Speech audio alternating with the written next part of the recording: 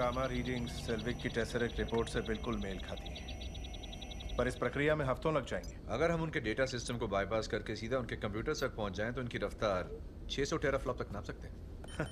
मैं तो टूथब्रश के सिवा अपने साथ कोई सामान नहीं लाया हूं। तुम्हें कभी स्टार्क टावर आना चाहिए। ऊपर की 10 मंजिलें सारी की सारी रिसर्च के लिए हैं। खेलने के लिए बहुत से खिलौने मिलेंगे। शुक्रिया, पर पिछली बार जब मैं न्यूयॉर्क आया था तो वहाँ का एक इलाका ही मैंने तबाह कर दिया था। खैर, मैं वादा करता हूँ तुम्हें कोई परेशान नहीं करेगा। न टेंशन, न कोई तकलीफ। हे, कुछ नहीं हुआ। तुम पागल हो क्या? कोई शक? तुमने अपने गुस्से को अच्छे से काबू किया। इसका राज क्या है? गाना शाना, योगा शोगा, दवाई शवाई? तुम्हारे लिए हर चीज मजाक है क्या? तुम्हें कोई तकलीफ? इस जहाज के तमाम लोगों की जिंदगी खतरे में डालना मजाक नहीं है।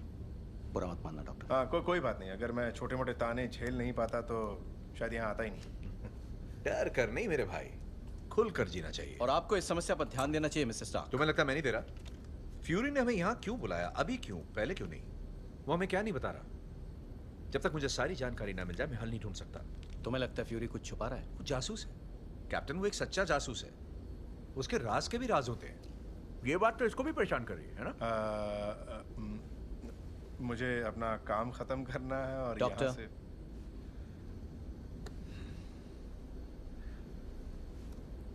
कभी ना खत्म होने वाली ऊर्जा का जरिया।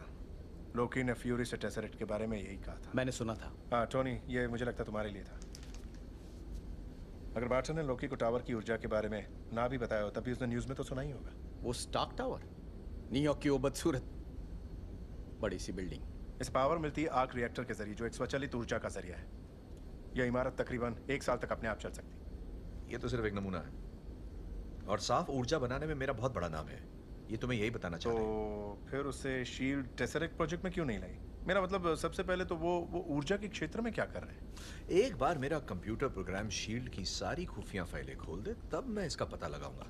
जारविस सबसे उसकी खोज में जब से मैं इस कंट्रोल रूम में आया हूँ। कुछ ही घंटों में मैं शील्ड का हर वो घिनौना राज जान जाऊंगा जो उन्होंने छुपाने की कोशिश की है। खाओगे? फिर भी तुम समझ नहीं पाए कि वो तुम्हें क्यों नहीं चाहते।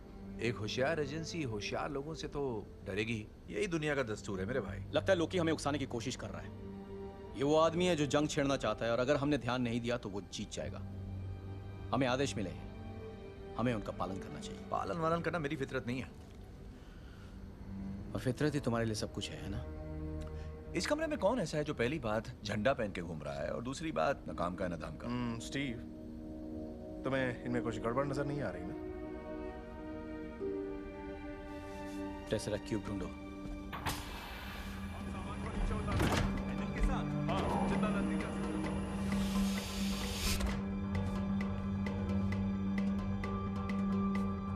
ये वो बंदा है जिसके बारे में मेरे डैड बात करते नहीं थकते थे।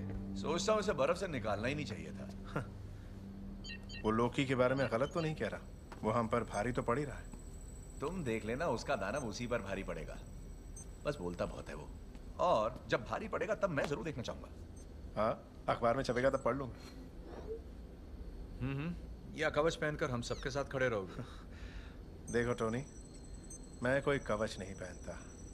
मैं तो एक जख्म की तरह हूँ, एकदम खुला, जैसे एक डरावना सपना। पता है, फटे हुए बम गोले के पहने टुकड़े हर पल मेरे सीने में रेंगने की कोशिश कर रहे हैं। ये उसे रोकता है, ये छोटा सा रोशनी का गोला। अब ये सिर्फ कवच का ही नहीं, मेरा भी एक हिस्सा है। ये एक खतरनाक नेमत की तरह है। पर तुम इसे काबू कर सकते हो, क्योंकि मैंने सीख लिया है। दोनों में फर्क है। मैंने तुम्हारे एक्सीडेंट के बारे में पढ़ा था। इतनी ज्यादा गामा किरणों से तुम बच कैसे गए? तो तुम कह रहे हो कि हल्क यानी मेरी दूसरी शख्सियत ने मेरी जान बचा ली? ये अच्छा है, अच्छा ख्याल है। बचाई पर किस लिए? हम पता लगा लेंगे। तुम्हें शायद ये अच्छा ना लगे, पर शायद तुम्हें लगे।